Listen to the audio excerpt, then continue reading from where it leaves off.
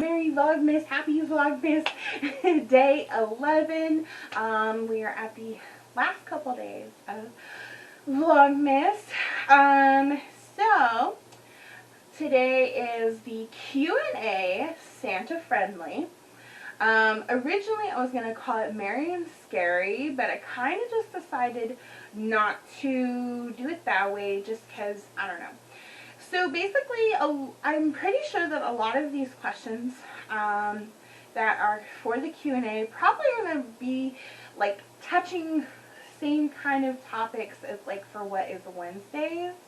Because I noticed with the Halloween, a lot of people were complaining, not complaining, but just going, you know, it sounds close. Sometimes it does, sometimes it doesn't. It is what it is. So without further ado, there is only 7 questions. So I figured we should just get into them. So these are Q&A Vlogmas edition. Now most of you know every basically month I do a Q&A just because I do get a lot of questions from people.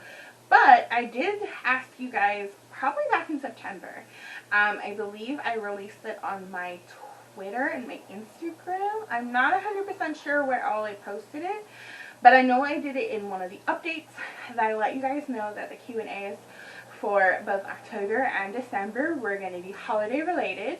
So if you have asked me a question recently and I haven't answered it by now, it is probably because it won't be asked until January. When it's not any holiday related. Let's get into this. There is only 7 like I said. So I do have locations where a lot of these came from. This one comes from my friend on Instagram. And she says, when or what age were you when you stopped believing in Santa? Honestly, I wouldn't say I stopped believing in Santa.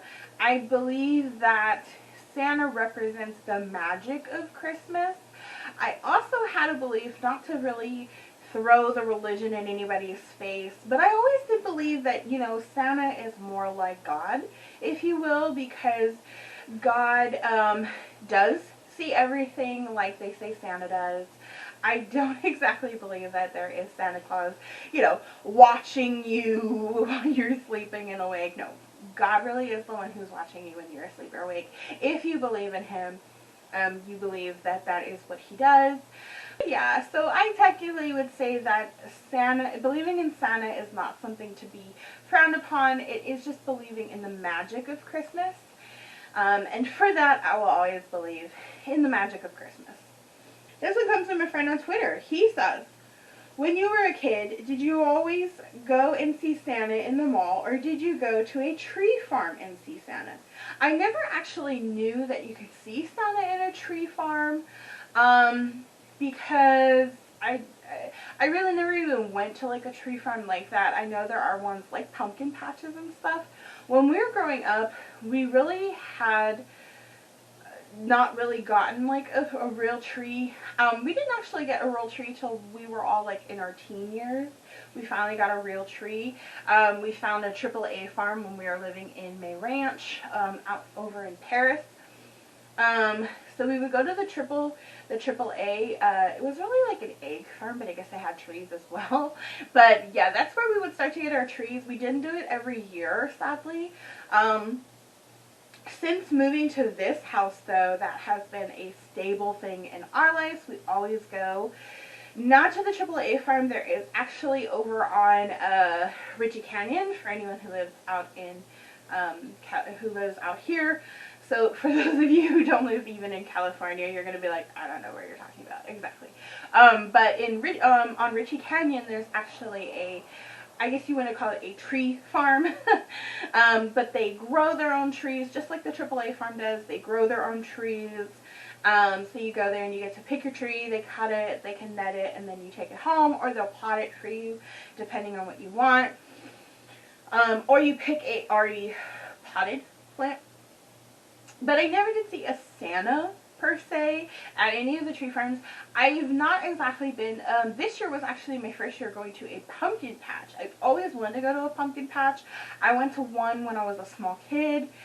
with my grandparents, and they had like a couple rides there and like a petting zoo. So we got to do that, but that was when I was very young. But I never really went to a tree farm. So yeah, when I was growing up, we did a lot of going to the mall to see Santa, or Disneyland, and we actually took my second oldest nephew. When he was very little, he actually got to go to Disneyland to see Santa. Unfortunately, even if there was no virus right now, you wouldn't be able to do that because they did take away where Santa used to be, where you used to meet and greet Santa and Mrs. Claus. They actually replaced it with the Galaxy's Edge thing, or I think that's how you call it. I don't know, the Star Wars. They put the Star Wars in, actually taking over where it used to be. So that's actually kind of sad. This one comes from a friend on Instagram. She says, when you were a kid, did you ever try and stay up late as you could to see Santa, or did you automatically believe he could really see you when you were sleeping and knew if you were asleep or not? When I was maybe 6 or 7, I would try and stay up late to try and see if I could hear or see Santa. But no, I never actually wanted to stay up as I got older, when I was still kind of believing in, like, oh, he's coming. I didn't want to stay up. I actually felt like the faster you went to sleep, the faster you were going to wake up, and bam, it was going to be time for Christmas. So as a kid, everybody wants to try and stay up and see Santa. But for me, once I got over the phase of, oh, stay up as late as you can, I actually just realized, I'm like, no, it's just so much easier if you just hurry up and go to sleep so you can hurry up and wake up. And then it'll be Christmas time. Next one comes actually from my cousin's son. He says, Titi, were you always a good kid and always get lots of presents from Santa? Actually, yes, I would actually say that. So, my parents actually, I would say Christmas was probably the one time they were slightly unfair. Now, I don't exactly know if my sister would actually agree or disagree, because she may not 100% remember that our parents did kind of like, Christmas was when you actually found out if you were the really good kid or the really bad kid. My brother usually was kind of more the really, really bad kid. And my sister, she was kind of like not 100% the good kid, but also not 100% the bad kid, because my brother was always usually worse. My brother usually always wound up with actually like a couple gifts. Most of the time he did get coal or candy coal, something like that. Usually like a gift set, like body wash and whatever, or he got a race car one year. He never really 100% got like a lot, but my parents didn't want to leave him out from getting gifts, so he did actually get a gift. Usually it was something very small, or a couple small gifts. My sister would usually get like the next level from him, and usually, yes, I did start actually noticing as I was getting older. I was actually noticing that I would have, yeah, they were smaller, and my mom used to say, well, that's how come, you know, because my sister used to be like, why did she get so many? And my mom would usually tell her, well, your gifts were bigger. So that was her way. My mom did actually wind up telling me. Now, my sister may not 100% know this. She may be knowing now if she actually sees this, that, yeah, as we were getting older, my mom was less and less inclined to feel the need to get like so many things for those who weren't behaving. So if you weren't behaving in school or at home, my mom usually, when she was in the store shopping for Christmas time, she felt less inclined to like see 12 things and go, okay, I need at least, you know, those 4 for her and those 4 for her. No, it would be, okay, let's get 2 for her and 4 for her. Because my mom usually was like, and my dad let my mom do all the shopping for us kids. So my mom usually, if she was in a good mood from however we had been acting, usually it wasn't like the entire year that she spent paying attention. It usually between summer to right before Christmas did she really start honing in and paying attention to how we were acting and how we were behaving. So yeah, I guess I usually was probably the better kid. My brother used to always say I was always being the goody two-shoe. One comes from my cousin, and he says, even though I kind of know the answer, but was it always hard to be the oldest child during Christmas? If so, when or what was the hardest time you felt with being the oldest? Yes, it was actually pretty hard being the oldest child. It was usually just hard being related sometimes. There was one Christmas, we went on a cruise the end of November and came back just before Thanksgiving time for my grandparents' 60th anniversary. We took a 7-day cruise. We had a great cruise. We went to Mexico. We went to 3 ports in Mexico. And coming back, my parents didn't want to stop to get food in Mexico. They wanted to wait till we had crossed the border before they stopped. I understood that. My brother and my sister had a very hard time understanding it. My brother especially. Now, my brother had already really shoot himself a crapshoot on the cruise because he had been getting in trouble. They actually were going to drop us off in Mexico and not let us board because of my brother at one point. Parents were already not 100% happy with him. But me and my sister had been doing fine. We had been behaving ourselves, so we were still looking okay. Well, anyways, long story short, we got off the cruise. We were driving back. We were almost to the border, but we had to stop to get gas. Now, my grandparents were going to take us somewhere once we crossed the border. We were supposed to stop, I think, at like a Denny's or something once we had came back over. My brother, not understanding this, was very pissed off at my parents. I don't know a lot of what happened. I don't even know if my sister knows a lot of what happened. We both had fallen asleep. We were so over him. We were all supposed to just go to sleep. My brother took up the whole middle seat, and me and my sister were fine sharing the far back seat. I had literally passed out. I think my sister had passed out too. I don't know if she woke up during it and knew anything or not. But my brother got this brilliant idea to lock my parents out of the car. What I woke up to was my grandfather taking his cane and pounding my side of the window, yelling at me like it was my fault that my brother had done that. And my brother pretended to be back asleep. But he was wide awake. And I was like, oh my God, what did you do? And he's like, oh, lock them out. If they won't take us, oh, I'm going to put us. I was like, dude, we're in the middle of Mexico. You're going to get us arrested. What are you doing? So I panicked, and I was trying to get to the door. Because my grandfather is standing there pounding, and my brother kept pushing me back, kept pushing my sister back. Like, he wouldn't let us unlock the doors. Finally, I did manage to get it. Oh my God, my grandparents and my parents were so pissed off at the entire car. So the entire car suffered. Something my brother did. So Christmas was basically taken away from us. That was what my parents had decided. Is that Christmas was taken away from us. We were not going to have gifts, nothing like that. To me, I really didn't care. Christmas to me was never about presents.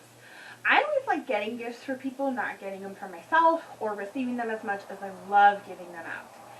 So I personally didn't care, but I would say, yeah, we all suffered having Christmas taken away that year. That was the first year. And we actually, like the worst part of it was too, my dad decided to take away our Disney passes. So it was really rough. But yeah, suffering the all or nothing situations, yeah. It happened a lot. This one comes from my friend on Facebook. He says, did you always buy gifts for each member of your family and put it under the tree, or did you only give a gift if you got a gift? I was always the kid who bought at least one gift for each member of my family, whether or not my siblings wanted to get me a gift. I always bought gifts for them for sure. Sometimes there would be like 2 gifts for people or 3, just depending on like things I found when I would shop, because we were getting allowances and stuff like that. So I was always saving my money, putting money away for specifically buying Christmas presents. And I usually would have like a Christmas present for my grandparents and sometimes my aunt and my cousins. So I usually try to always have gifts for everybody, and I usually would make like a Christmas gift list and try and have gifts for everybody. Over the years, I was making gifts and stuff like that. Probably last year and this year are the first year I can 100% say that really I only bought gifts for my family in here and my sister and brother-in-law, niece and nephew, my cousin and his family. I haven't even dealt with their gifts because they haven't dealt with us either. But yeah, and my other cousins and stuff like that I haven't done gifts for, obviously, but I do plan on sending cards to everybody who I don't give gifts to. This last one comes from my friend on Twitter. She says, as a sibling, did you, it's kind of actually like the other question. Oh, that's funny. Okay. As a sibling, did you only buy gifts for your siblings, as well as buy stocking stuffers for your siblings? So no, I never bought the stocking stuffers for my siblings. That was usually always Santa's doing, or my parents doing, but I never would buy the stocking stuffers. I do remember one year though, I had noticed that my mom was not talking about finding something that I wanted, and I did wind up buying one for me and my sister and putting it in our stocking. These days now, yeah, I buy stuff for me and my mom and sometimes my grandma's stockings. Just a couple little things that I wind up finding that I think are really cute and really small, and I will usually buy them and then put them in our stockings. But other than that, no, I never bought really much in the way for my siblings. I did always buy Christmas gifts, but never the stocking stuffers. Anyways, you guys, so I'm pretty sure that was a bit longer, even though there was only 7. The explanations wind up being really long. But that is actually all I have for you guys today in this video. So tomorrow is the last episode of Vlogmas, the last day of Vlogmas. I know a lot of people are still probably going to continue their Vlogmas days for at least another 2. I am 100% stopping it. The 23rd is my last day, so tomorrow. I am stopping it because I am not wanting to take away from family time for Christmas Eve or Christmas Day. The what I got for Christmas, and then that will hopefully go up the 26th, if not by the 27th. So that much I want to do. I don't want to do, you know, anything else. I probably will do like I did for like Halloween, where when I got up Halloween morning or was going to bed Halloween, like that kind of stuff. Like I did a few clips like that. So I'm probably going to do something just like that for Christmas. But I'm not going to 100% do anything extraneous or on the camera. So yeah, but that is all I have for today's episode or the Vlogmas. Tomorrow is what is Wednesday. It is also the challenge. So be prepared for that. I am very excited for the challenge. The challenge will be finished by next week. So the last week, the last Wednesday, I should say, of December is going to be the 40th challenge. Well, 40th episode and the challenge, and I will release the winners and all of that good stuff. So I'll see you all in tomorrow's video for the final day of the vlog.